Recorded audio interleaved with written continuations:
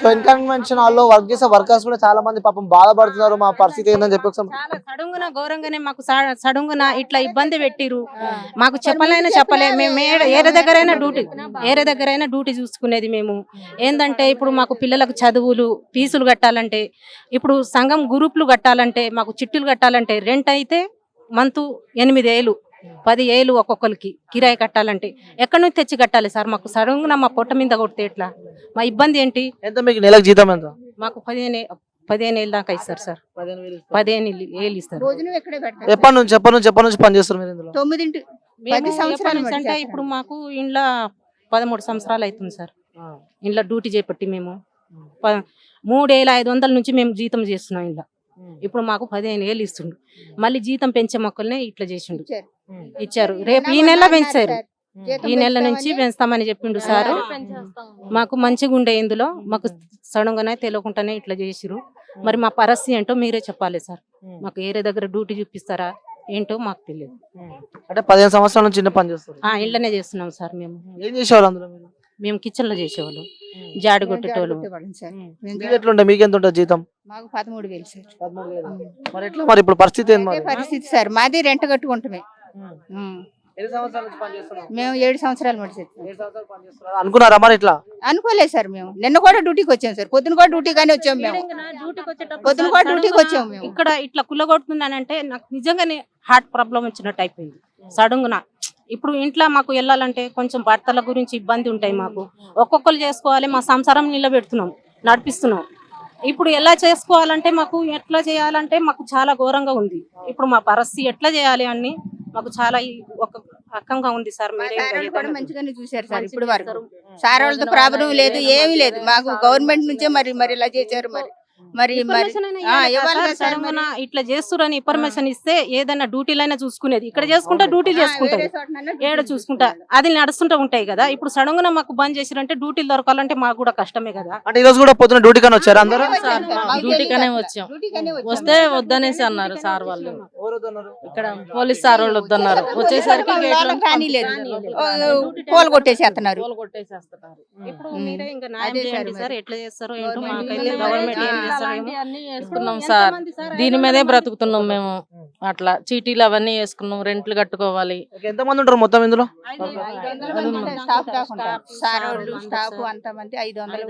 ఇంత మందికి పెడుతుందంటే ఏమైనా నా ప్రాబ్లమా సార్? ఇంత మంది సార్ వాళ్ళకు పెడుతుండ్రు అంటే పర్మిషన్లు లేక అక్రమేషన్లు లేకుండా ఇట్లా చేసిందంటే ఇన్ని సామాన్లు ఉంటే సామాన్లు మరి ఎంత సామాన్ పార్టీ 2 రోజులు పార్టీ సామాను పార్టీలు సామాన్లు ఇప్పుడు పార్టీలు నడుస్తున్నాయి. పెళ్లిళ్ళు ఉన్నాయి, పెళ్లిళ్ళు కూడా ఈ రోజు ఉండే. ఈరోజు పెళ్లి ఉండేనా? రేపు పెళ్లి సామాన్లు తెచ్చినారు. మస్తు సామాన్లు ఉన్నాయి సార్. ఆ సామాన్లు అంతా కుల్లగొట్టి తీయమని చెప్పినా మేము కష్టపడేటోళ్ళు కూడా తీసుకునేది కదా. మాకు లోపల కూడా రానియలేరు. మాకు పర్మిషన్ కూడా గింత అయినా పర్మిషన్ తెలియదు. మేము డ్యూటీకి అమ్మకానికి వచ్చినా మాకు తెలియదు. పొద్దున 8:30కు వచ్చినాం సార్. 8:40 కల్లా ఇక్కడ ఉండాలి సార్ మేము.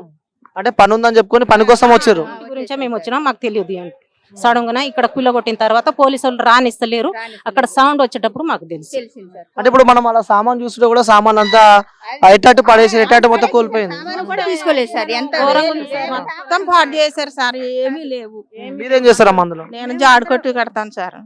జాడు కొడతామండి. మరి మా బతుకు తెరుగు పొగట్టేశారు కదా సార్. ఇప్పుడు మరి అది ఇప్పుడు మేము చాలా ఇబ్బందుల్లో ఉండి ఆంధ్ర నుంచి వచ్చి ఇక్కడ కష్టపడుతున్నామంటే మాకు ఇలా ఆధార్ చూపించారంటే మా ఆధార్ కూల్చేసారు వీళ్ళు. మరి అదేండి మరి డ్యూటీ చేసినాక మాకు ఉండాలంటే మేము వండుకొని తినాలంటే కూడా మాకు కష్టమే కదా సార్. పిల్లలకి ఏం పెట్టాలి, మేమేం చేయాలి? డ్యూటీలు ఏడ దొరుకుతున్నాయి మాకు? ఏదైనా ఇన్ఫర్మేషన్ ఇస్తే నిన్న మన చెప్పిరు డ్యూటీలు ఉన్నాయని ఇక్కడ నడుస్తున్నాయి కదా. ఎన్ని సంవత్సరాల నుంచి చేస్తున్నాం, ఎందుకు డ్యూటీ మానేసుకోవాలని మేము చేస్తున్నాం. ఇప్పుడు సడన్ గా పొద్దున్నే ఇంకా మాకు తెలియని ఇన్ఫర్మేషన్ తెలియని లేదు. ఇట్లా బంద్ అంటే అసలు మీరు అనుకున్నారా అంటే డైలీ వచ్చి పని చేసుకొని పోయి పని లానే వచ్చారు మీరు అందరికి, కానీ పని కన్నా వస్తే సడన్ గా చూసరికి ఇలా అయింది. ఎట్లా బతకాలి సార్? అర్జెంట్ గా డ్యూటీలు దొరకాలంటే దొరుకుతాయా చెప్పు? మాకు చెప్పాలి కదా. ఒక నెల ముందన్న చెప్పాలి, 10 రోజులు ముందన్న చెప్పాలి కదా. మేము డ్యూటీకానే వచ్చినాం సార్. డ్యూటీకానే వచ్చినాం. అంటే ఆల్రెడీ నెల స్టార్ట్ అయిపోయింది. మరి నెల జీతం ఎట్లా? మరి నెల స్టార్ట్ అయిపోయింది. జీతాలు పెరిగే సమయం సార్ ఇది. జీతాలు పెంచుతామన్నారు. జీతాలు మాకు జీతాలు ఇవ్వాలి కదా. మాకు జీతాలు ఇవ్వాలి కదా. మాకు డ్యూటీలు దొరకదనుక మాకు 5-6 నెలలు జీతాలు కూడా కట్టియాలి.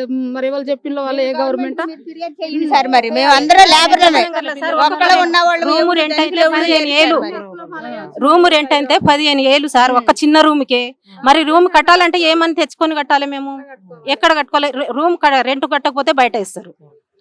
అప్పుడు ఎవరు ఇప్పుడు మాకు ఎట్లా మా పరిస్థితి ఎట్లా? ఎవరు మాకు సాయం చేస్తారు? గవర్నమెంట్ చేస్తారా? అన్నం పెట్టిండు గవర్నమెంట్ ఎటు చెప్పకుండా కూల కొడితే ఎట్లా? నాగార్జున సారు ఒక కంపెనీ కట్టి మాకు అన్నం పెట్టిండు. మా పిల్లలకు మాకు అంటే కంపెనీ కట్టి అన్నం పెట్టిన అక్రమ సమస్య అంటే పర్మిషన్ లేకుండా నిర్మించారు కదా. అయ్యుండొచ్చు సార్, మరి ముందు పర్మిషన్ ఇవ్వాలి కదా. పర్మిషన్ లేకుండా చోటు అని అనుకోవచ్చు. మరి మరి మాకు మా బతుకు తెరువు పోయింది కదా సార్. అంటే 500 మంది పనిచేస్తారు ఇందులో. మీరు ఇంకా ఉన్నారు సార్. పాపకి డాడీ చచ్చిపోయిండు అంటే ఇంటికాడ మ్యారేజ్ కాలే అమ్మాయికి. ఆమె కష్టపడి వాళ్ళ అమ్మకు సాధిస్తుంది, ఆమె కష్టపడుతుంది. ఏందంటే ఇప్పుడు ఆమెకు పరిస్థితి ఏంటి? ఎవరు ఇంకా రెంట్ కట్టుకోవాలి, ఆమెకు కూడా చేత కాదు, ఇంట్లోనే ఉంటాయి వాళ్ళ మమ్మీ. డాడీ లేడు, ఆమె చెల్లె ఆమె పరిస్థితి ఎవరు పెడతారు? ఎవరు చూస్తారు సార్ ఆమెకు? ఎలా పోషించబడతారు? సరే ఏం డిమాండ్ చేస్తున్నారు మీరు? ఒకవేళ నాగార్జున కనుక ఈ వీడియో చూస్తుంటే, సో నాగార్జున సార్ కి మీరు మీ సార్ కి సార్ వల్ల మాకు ప్రాబ్లం లేదు సార్. ఆయన మళ్ళీ ఆయన రికమెండ్ వద్దు, ఆయన మాకు బాగానే చేశాడు.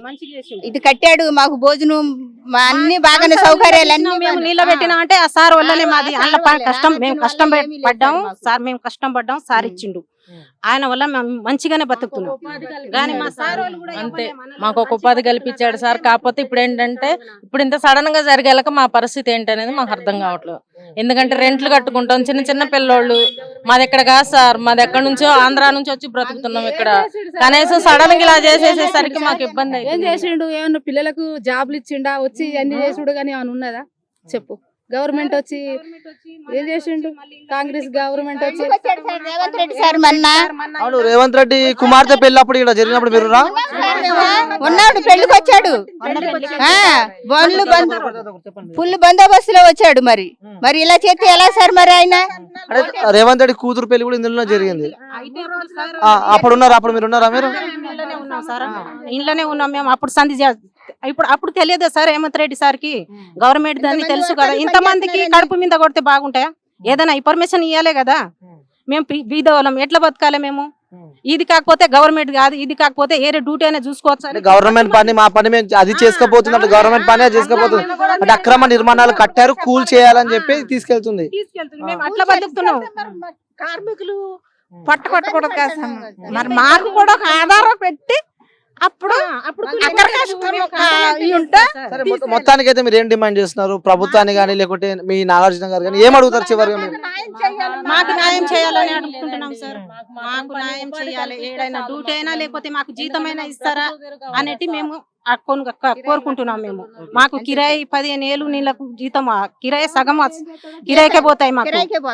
మాకు పిల్లల ఖర్చులు, చిట్టీలు కట్టాలి. చిట్టీలు ఆగరు, సంఘం గురిపోలు ఆగరు. మాకు ఏం అయినా ఫ్రీ బస్ ఒకటి పెట్టాడు కానీ ఏం చేశాడు సార్ రేవంత్ రెడ్డి గారు? అసలు ఫ్రీ బస్ ఒకటి పెట్టాడు అంతే. ఏం పెట్టాడు అసలు? పేదలకు ఏం చేశాడండి ఆయన?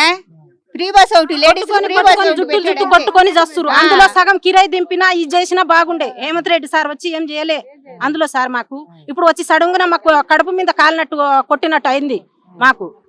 ఇప్పుడు ఏడ మా పరిస్థితి ఏంటి? 15,000 జీతం అంటే ఏం తక్కువ? 16,000, 16,000, 17,000 జీతం ఇస్తుండు మాకు.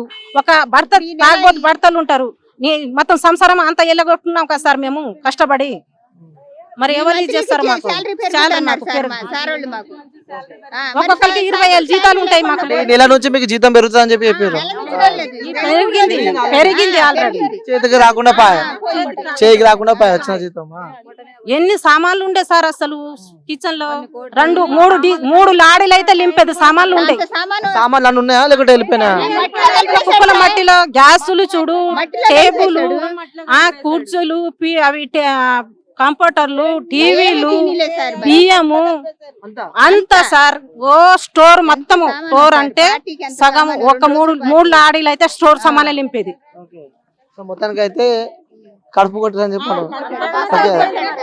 ఏదో బ్రతుకు తెరువు కోసం వచ్చాం. ఈ ఒకరా కూడా లేకుండా చేశారు. ఇప్పుడు మేము ఎక్కడ వాళ్ళు బ్రతకాలి సార్ చెప్పండి. మేము చిన్న చిన్న పిల్లలను పెట్టుకొని వచ్చాము ఇక్కడికి. రేవంత్ రెడ్డి సారే కొట్టిండు. మరి మొన్న వచ్చినప్పుడు రేవంత్ రెడ్డి సార్ కొట్టిరని చెప్పి మీరు అంటారు, ప్రభుత్వం పని ప్రభుత్వం చేసుకోబోతుంది. ఎందుకంటే మరి ఆయన ఒక పొజిషన్ లో ఉన్నప్పుడు పేదలకి ఇలా జరుగుద్ది అని ముందే ఇన్ఫర్మేషన్ ఇవ్వాలి కదా సార్, మరి చెయ్యాలి కదా. అంటే చూడొచ్చు ఇక్కడ ఈ ఇన్కన్వెన్షన్ హాల్ కి సంబంధించిన వర్కర్స్ చాలా మంది అయితే మనతో వాళ్ళ బాధను అయితే వ్యక్తం చేశారు. అంటే గత 10-15 సంవత్సరాల నుంచి వాళ్ళు ఇందులో వర్క్ చేస్తున్నారు. ఇప్పుడు మా పరిస్థితి ఏంది, సో ఈ రోజు కూడా అందులో మ్యారేజ్ ఉండనంటే ఈ రోజు రేపు కూడా మ్యారేజ్ ఉంది. సో ఎక్కడి సామాన్లు కూడా అక్కడనే మొత్తాన్ని నీలమట్టం చేశారని చెప్పి కూడా వీళ్ళు మా పరిస్థితి ఏందని చెప్పి కూడా వీళ్ళ ఆవేదన అయితే వ్యక్తం చేస్తున్నారు. సో వేచి చూడాల్సి ఉంది. కెమెరామెన్ బబ్లుతో అనిల్, హైదరాబాద్, మాదాపూర్. ఇప్పుడు ఆపరేషన్ లేకుండానే మోకాళ్లకు ప్లాస్మా ట్రీట్మెంట్. మీ ఆర్థోపెడిక్ సమస్యలన్నిటికీ రోబోటిక్ టెక్నాలజీ ద్వారా తక్కువ ఖర్చుతో శాశ్వత పరిష్కారం. Free consultation. ప్రతి ట్రీట్మెంట్ పై 20% డిస్కౌంట్. ఈ ఆఫర్ కొద్ది రోజులు మాత్రమే. త్వరపడండి. V9 hospitals 9281465842.